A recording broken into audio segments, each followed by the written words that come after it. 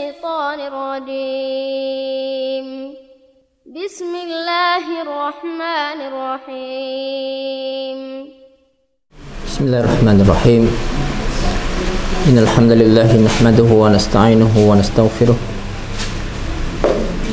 ونعوذ بالله من شرور أنفسنا وسيئات أعمالنا من يهده الله فلا مضل له ومن يضلل فلا هادي له أشهد أن لا إله إلا الله وحده لا شريك له أشهد أن محمدا عبده ورسوله يا أيها الذين آمنوا اتقوا الله حق تقاته ولا تموتن إلا وأنتم مسلمون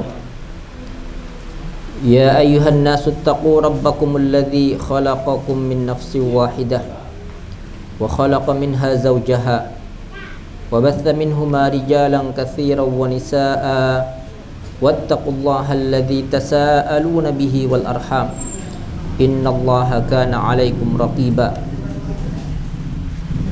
يا أيها الذين آمنوا اتقوا الله وقولوا قولا سديدا يصلح لكم أعمالكم ويغفر لكم ذنوبكم ومن يطع الله ورسوله فقد فاز فوزا عظيما أما بعد فإن أصدق الحديث كتاب الله وخير الهدي هدي محمد صلى الله عليه وآله وسلم وشر الأمور محدثاتها فإن كل محدثة بدعة وكل بدعة ضلالة وكل ضلالة في النار. Kita lanjutkan kajian kita.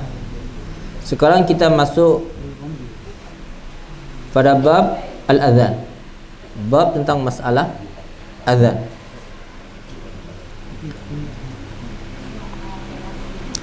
Hadis yang pertama, An Abdullah bin Zaid bin Abdi Rabbih. Abdullah bin Zaid itu Pak salah seorang sahabat Ansar dari suku Khazraj dia. Dia termasuk sahabat yang ikut serta dalam Bai'ah Aqabah. Kemudian beliau ikut perang Badar, min ashabi Badrin. Radhiyallahu anhu qala tafa bi wa ana naim rajulun. Aku bermimpi. Dalam mimpiku saat aku tidur itu, tafa bi rajulun.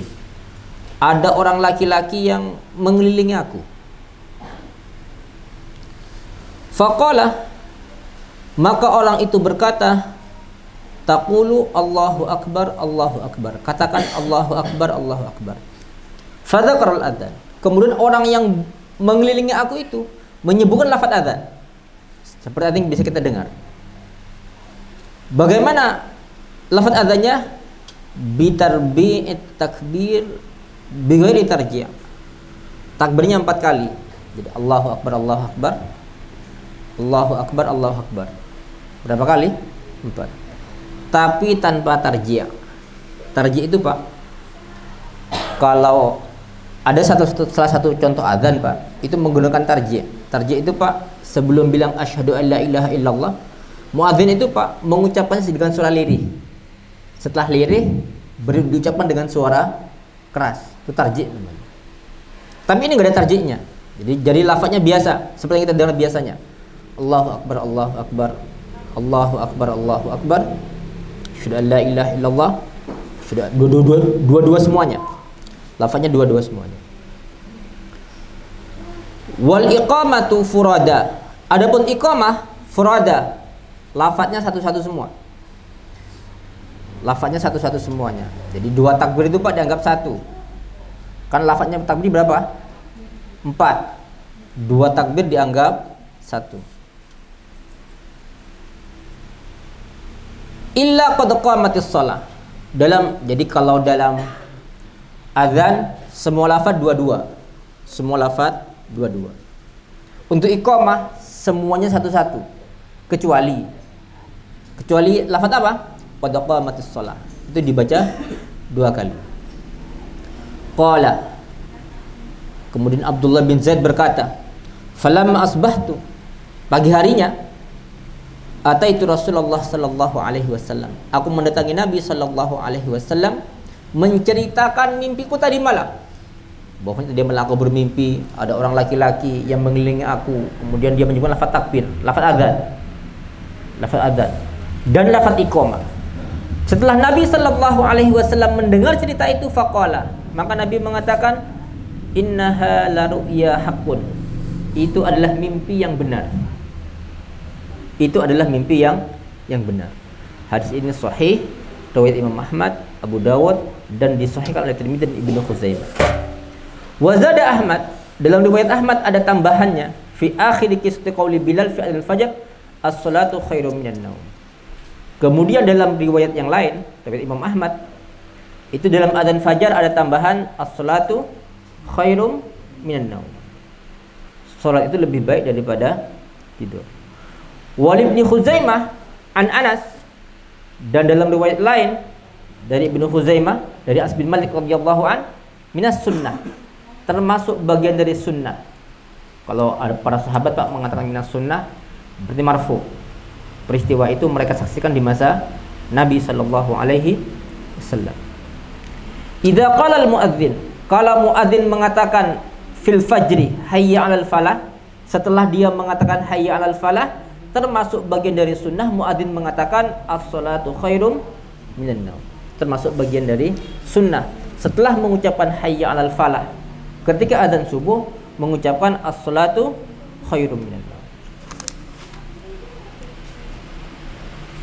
Kemudian wa an Abi Mahdzurah radhiyallahu taala anhu anna an-nabiy sallallahu alaihi wasallam 'allamahu al-adzan. Dari Abu Mahdzurah radhiyallahu taala anhu bahwasanya Nabi sallallahu alaihi wasallam mengajarinya adzan. Fa dzakara fihi tarji'. Kemudian Abu Mahdzurah menyebutkan ada tarji'nya. Jadi lafaz adzannya Pak, nanti syahadatnya dibaca 4 kali. Asyhadu an la ilaha 4 kali, asyhadu anna Muhammadar Rasulullah 4 kali. Cuma yang 2 itu dibaca lirih Pak, dengan suara lirih. Itu tarji'. Jadi dalam hadis Abu Mahdzurah ini Pak, itu ada tarji'. Gimana enggak pernah kita dengar orang praktek Pak. Sebenarnya itu termasuk bagian dari sifat adzan, dibolehkan. Kenapa? Hadis yang menjelaskan lafaz tarji' membaca syahadat dengan surah lirih sebelum dikeraskan, itu hadisnya sahih. Itu hadisnya sahih. Dengar suara sendiri aja Pak. Cukup di sendiri dengar.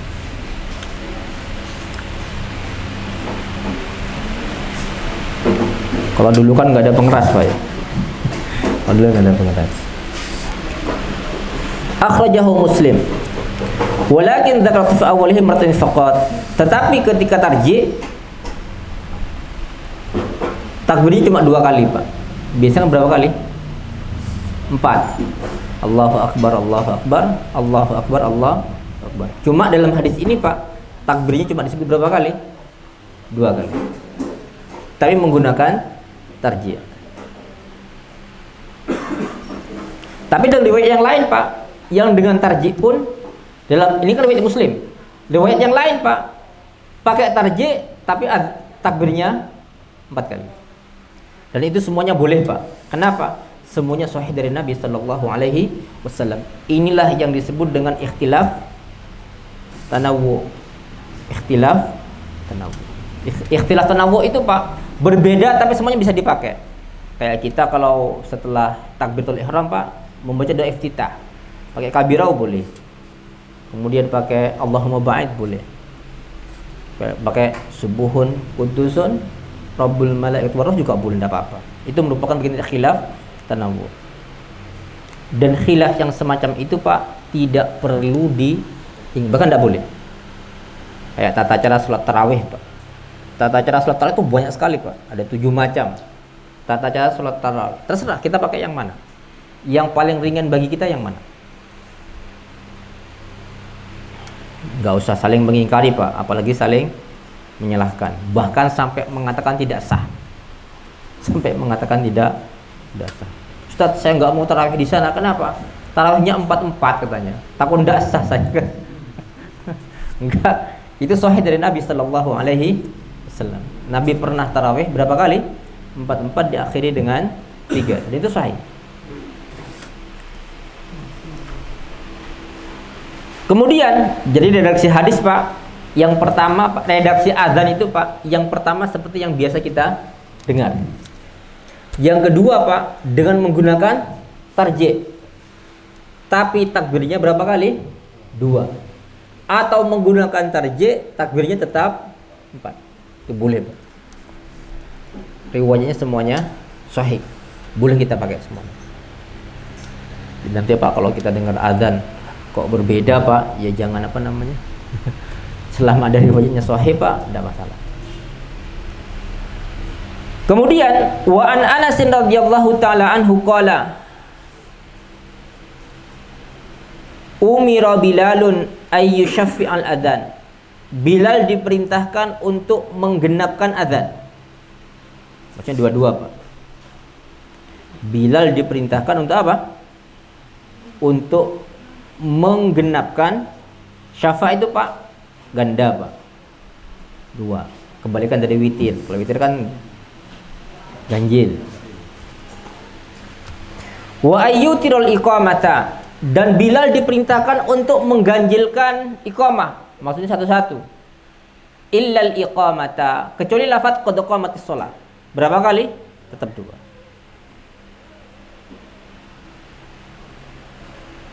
Muttafaqun alaih wa lam yadhkur Muslim al-istitsna wa lin-Nasa'i amara an-nabiy sallallahu alaihi wasallam Bilal.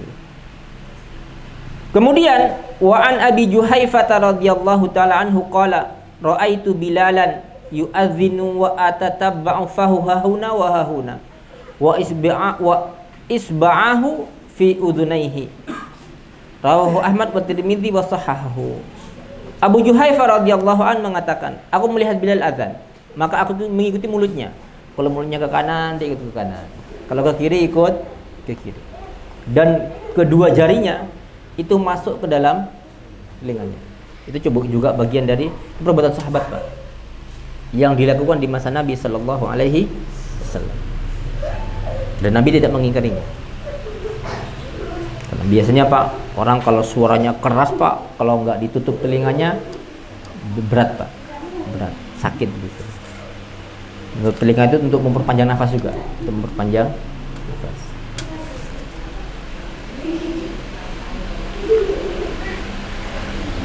Wa Ibnu Majah, dalam riwayat Ibnu Majah dikatakan wa ja'ala isba'aihi fi udhunaihi. Bilal menjadikan kedua jarinya ada di dalam telinganya. Wal Abi Dawud lawa unuqahu lamma balagha hayya 'alas shalah. Bilal menolehkan lehernya ketika sampai pada lafaz hayya 'alas shalah. Yaminan, hayya 'alas shalah noleh ke kanan. Wa shimalan, dan ke kiri. Wasluhu fi sahihain. Dalam riwayat yang lain dari Abu Mahdzurah radhiyallahu taala anhu anna Nabiy sallallahu alaihi wasallam a'jabahu sautuhu fa'allamahu al-adzan. Abu Mahdzurah itu Pak tadi yang diajari apa oleh Nabi? Adzan dengan menggunakan lafaz tarjih. Dengan menggunakan lafaz tarjih. Kenapa Nabi memilih beliau, mengajari beliau untuk mengajari beliau lafaz adzan Pak? Karena Nabi senang dengan suaranya. Karena Nabi senang dengan, subhanallah Pak, suara itu memang orang beda-beda Pak. Ada orang Pak kalau azan Pak, kalau azan nggak ada lagunya Pak, sewenang orang dengarkannya Pak. Saya punya teman anak Kalimantan itu Pak, muadzin STDI di radio saya, muadzin STDI itu Pak, nggak ada lagunya Pak, tapi enak suaranya, memang enak suaranya. Jadi kalau ada orang Pak milih tukang azan karena suaranya bagus Pak, jangan diingkari. Itu bagian dari sunnah Nabi Sallallahu Alaihi Wasallam. Nabi memilih Abu Mahdzurah kenapa? Nabi senang dengan suaranya. Jadi Nabi senang dengan suaranya.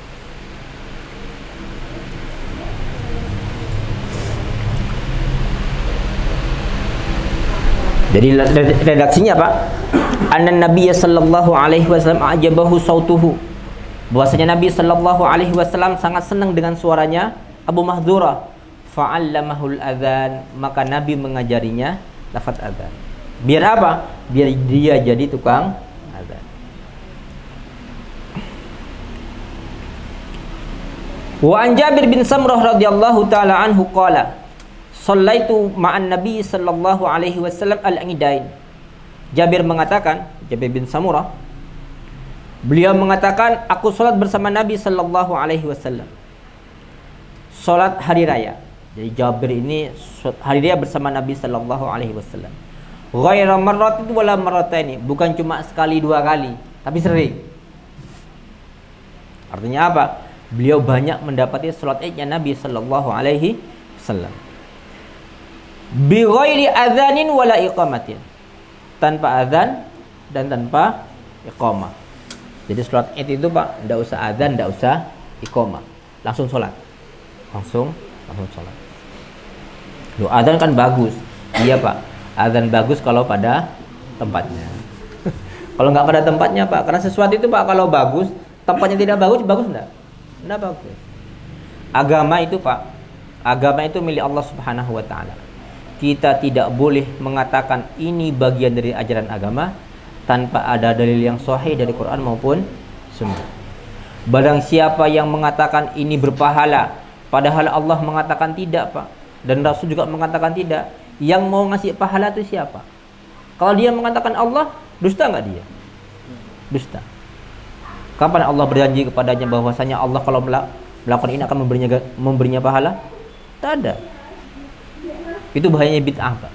Itu bahayanya bid'ah. Dia mengatakan ini sunnah, padahal Nabi tidak pernah mensyariatkannya. Dan itu termasuk bagian dari dosa besar Pak. Termasuk bagian dari dosa besar. Jangan main-main. Jadi bid'ah itu dosa besarnya kenapa Pak? Berdusta atas nama Allah Subhanahu wa taala. Kalau ada orang Pak mengatakan, oh Ustadz Huda bilang begini, padahal saya tidak ngomong, saya marah enggak? Marah. Itu saya Pak, manusia. Yang enggak ada hubungannya, ucapan saya tidak ada hubungannya dengan syariat. Tapi kalau orang berkata atas nama Allah, hubungannya dengan apa? Dengan syariat.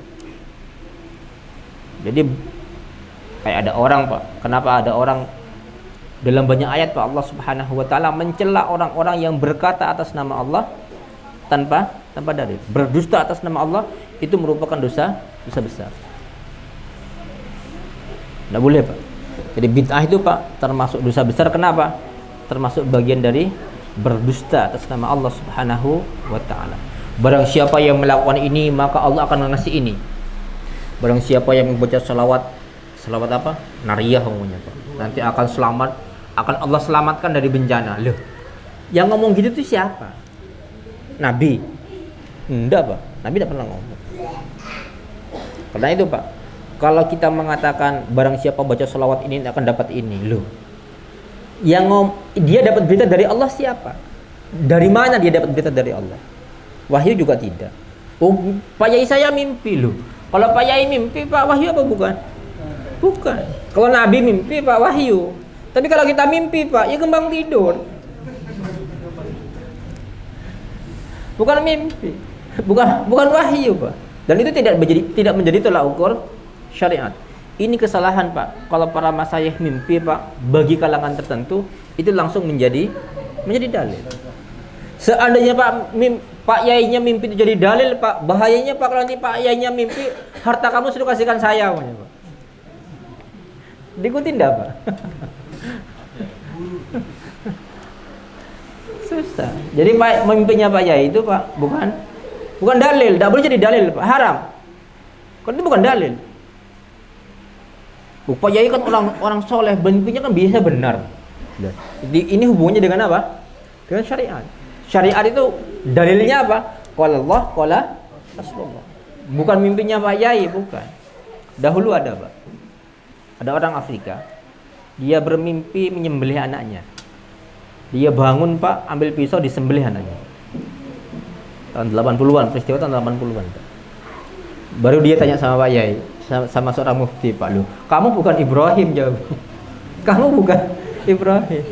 Kalau Ibrahim mimpi memang apa? Memang wahyu. Kalau kamu mimpi wahyu, Bukan. Waliyadzubillah. Waliyadzubillah. Kemudian Pak, para pelaku bid'ah Pak, para pelaku bid'ah itu Pak, bid'ah itu jelek Pak. Rasulullah mengatakan wasyarrul umuri muhdatsatuha. Sebaik-baik perkara itu apa? Muhdatsatuha. Perkara-perkara baru di dalam agama. Bahkan Nabi mengatakan iyyakum wa muhdatsatil umur. Jauhilah oleh kalian wa muhdatsatil umur. Perkara-perkara baru di dalam agama. Coba tanya Pak sama orang-orang yang punya sholawat bermacam-macam itu Pak. Afdal mana? Bersolawat dengan solawat yang diajarkan Nabi atau bersolawat dengan solawat buatan para masyayikh kalian? Berani tidak mereka mengatakan afdal sholatnya para masyayikh Pak? Tidak akan berani. Tidak akan berani itu Pak. Tidak akan berani. Loh. Kalau yang afdal kan sebuah kebodohan Pak. Yang afdal ada, mereka yang ngambil yang tidak afdal. Kedunguan apa bukan? Dungu. Itu sebuah kebodohan. Salawat yang rame-rame itu Pak, sampai datang orang kayak mobil pakai truk kumpul itu Pak, selawatan istilahnya itu. Itu senang selawatnya, senang musiknya Pak. Coba nggak ada musiknya itu Pak, rame enggak? Enggak akan rame. Ada jedang-jedungnya itu Pak yang rame. Salawat itu ibadah Pak, jangan dicampur dengan sesuatu yang haram. Dalam mazhab Syafi'i Pak, jual beli alat musik hukumnya apa? Bukan haram Pak, tidak sah. Tidak sah. Jual belinya tidak sah. Jual belinya itu tidak sah Pak dalam mazhab Syafi'i Pak. Karena tidak sah menunjukkan alat musik itu adalah haram.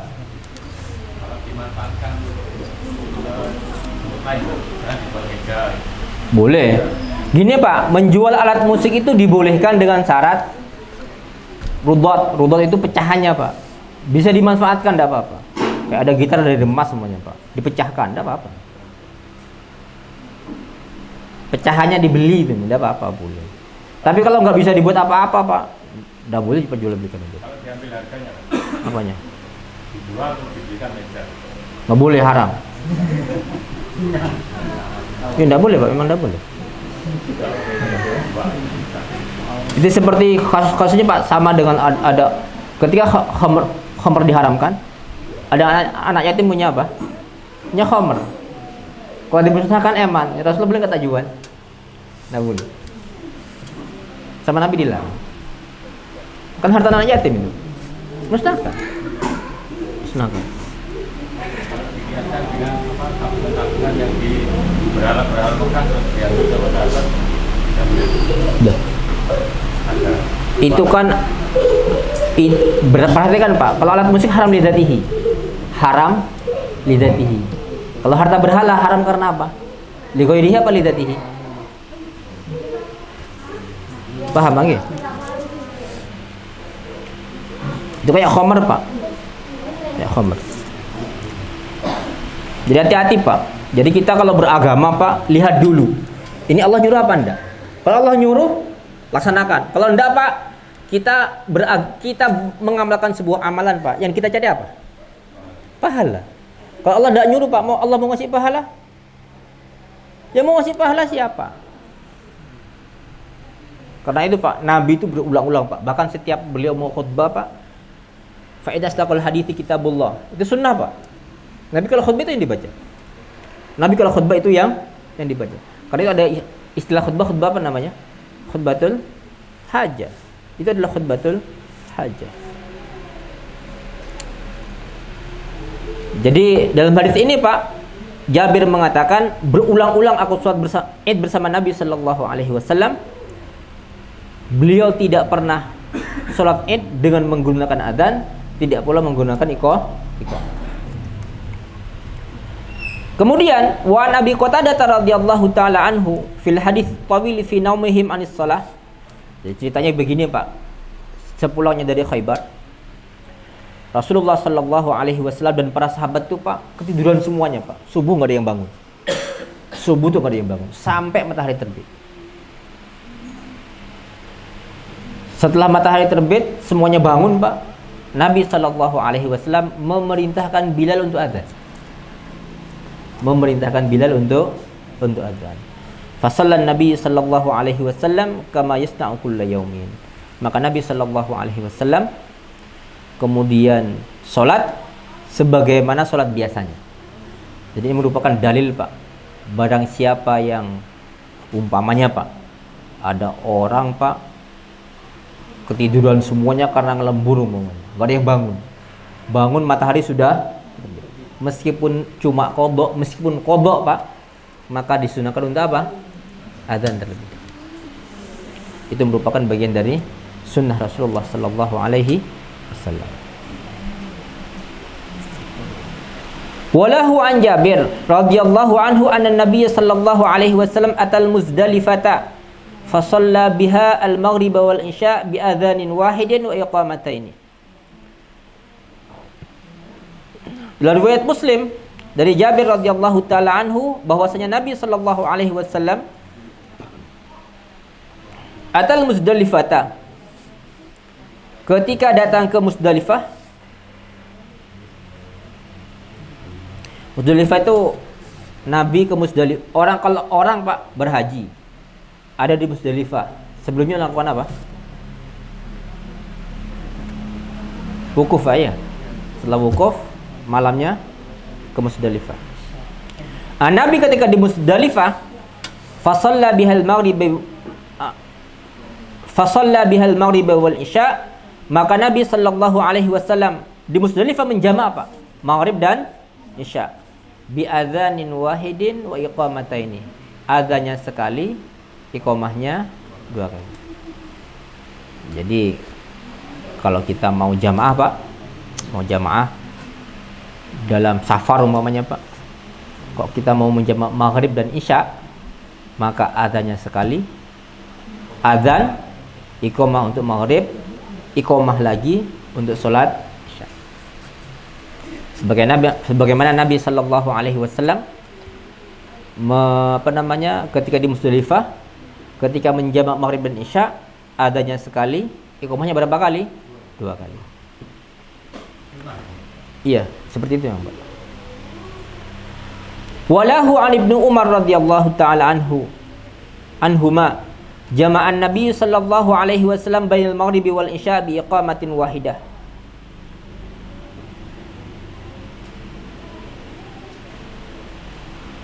Nabi sallallahu alaihi wasallam menjamak antara maghrib dan isya dengan satu iqamah. Wa zada Abu Dawud likulli shalah wa fi riwayatin wa lam yunadi fi wahidin minhuma.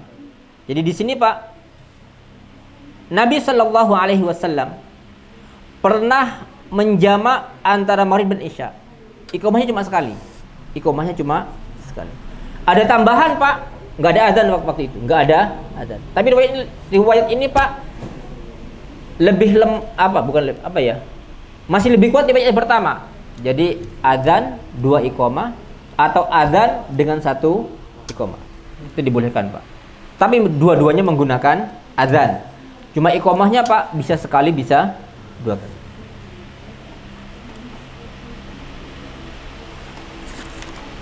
Jadi kalau kita mau menjamak, Pak, caranya, Pak, azan maghrib dan isya umumnya, Pak. Ini berlaku untuk orang-orang yang akan menjamak zuhur dengan asar. Azan, kemudian salat iqamah zuhur, iqamah lagi asar. Atau azan, iqamah zuhur langsung asar, tidak apa-apa, dibolehkan. Karena Nabi sallallahu alaihi wasallam pernah melakukan dua-duanya. Kemudian wa ibni Umar wa Aisyah radhiyallahu taala anhum qala Rasulullah sallallahu alaihi wasallam inna Bilalan yu'adzinu bilailin fakulu washrabu hatta yunadiya Ibnu Ummi Maktum. Sesungguhnya Bilal itu azan di waktu malam. Karena itu kalau Bilal yang azan, fakulu washrabu, makanlah dan minumlah kalian. Sampai kapan kalian makan dan minum? Hatta yunadiya Ibnu Ummi Maktum, sampai Ibnu Ummi Maktum itu azan. Termasuk bagian dari sunnah Pak. Kalau kita membangunkan orang yang akan makan sahur menggunakan apa? Adzan. Nggak pakai anu Pak, nggak pakai kentrongan, keliling mana? Keliling kampung, musik jeder-jeder namanya Pak. Itu ganggu Pak. Ya, kita usulkan ke pemerintah Pak, itu jangan boleh itu mengganggu sekali itu. Apalagi nanti tetangganya punya bayi Pak, masak karena bayinya tidur, yang pakai sound system atau yang pakai kentongan lewat, bayinya bangun, nggak jadi masak Pak. Hanya tidak makan sahur. Jadi itu banyak terjadi Pak, dan itu banyak terjadi. Jedar itu Pak, subhanallah Pak. Sejak zaman dahulu Pak, yang merusak acara ibadah itu siapa? Orang yang tidak pernah beribadah. Orang yang tidak pernah beribadah. Coba kita lihat sekarang Pak, ketika hari raya, yang mereka takbir keliling itu orang yang puasa apa yang nggak puasa?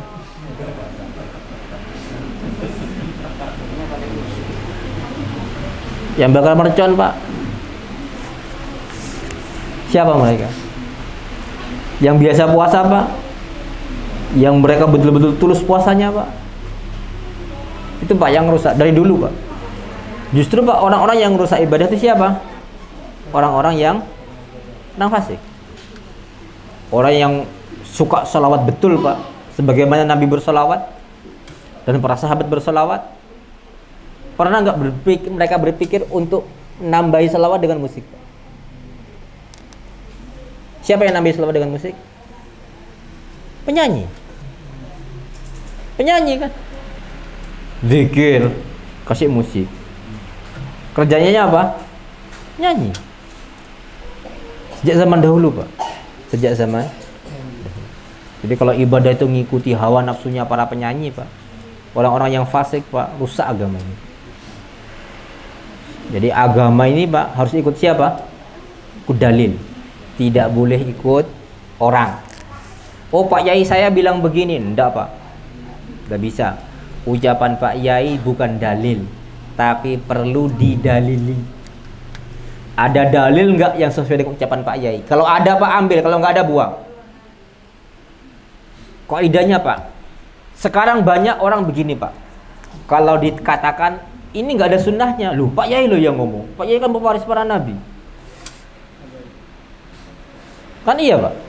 Kalau banyak Pak teman-teman kalau kita kasih tahu ini nggak ada sunnahnya ini, loh inilah yang ngomong Pak Yai saya, dia kan ulama, hafal seluruh hadis gitu, hafal Quran, hafal hadis, ini yang ngomong loh Pak Yai.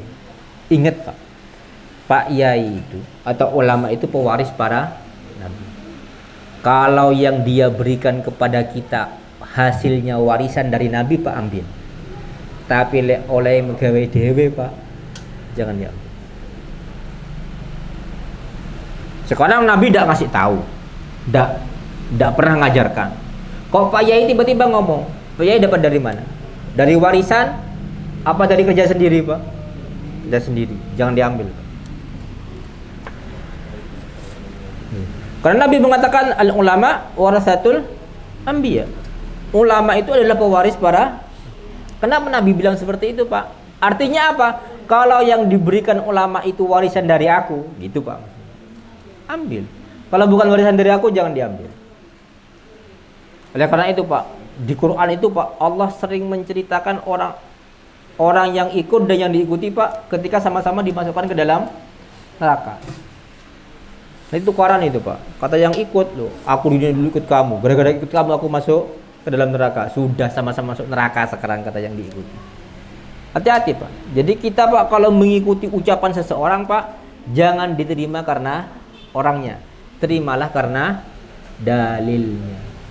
Kalau nggak ada dalil Pak, bisa dibuang Pak ucapannya. Kalau tidak sesuai dengan sunnah Rasulullah Sallallahu Alaihi Wasallam. Jadi kalau kita ada orang Pak, ini kan yang ngomong Pak Yai. Pak Yai itu kan ulama kan pewaris para nabi. Bilangnya aja Pak, kalau yang dikasihkan warisan ambil, kalau bukan warisan jangan diambil. Kemudian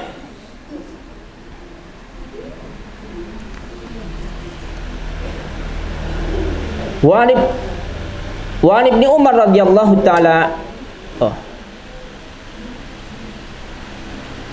Wa Ibnu Umar radhiyallahu taala anhuma anna Bilalan adzana qabla al-fajr.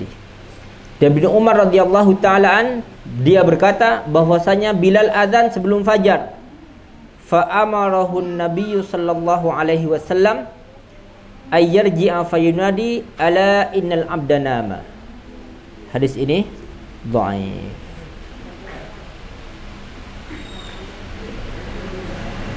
Bahwasanya Bilal azan sebelum fajar, maka Nabi sallallahu alaihi wasallam memerintahkannya untuk kembali.